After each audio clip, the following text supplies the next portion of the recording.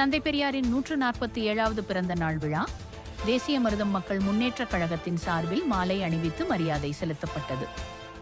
தந்தை பெரியாரின் 147வது பிறந்த நாளை முன்னிட்டு அரசியல் கட்சியினர், சமூக ஆர்வலர்கள் அவரின் திருவுருவ சிலைக்கு மாலை அணிவித்து மரியாதை செலுத்தி வருகின்றனர்.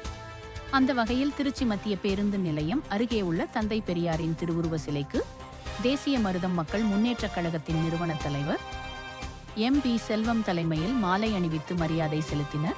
இதில் சேந்தமாங்குடி பழனிசாமி, மேற்கு மாவட்ட தலைவர் குருவம்பட்டி பழனிசாமி, வடக்கு மாவட்ட பொருளாளர் இளங்கோவன், திருச்சி மாவட்ட அமைப்பாளர் கோபால் பாண்டியன், விருதுநகர் மாவட்ட தலைவர், மணச்சநல்லூர் ஒன்றிய செயலாளர் ரவீந்திரன் உட்பட பலர் கலந்து கொண்டனர்.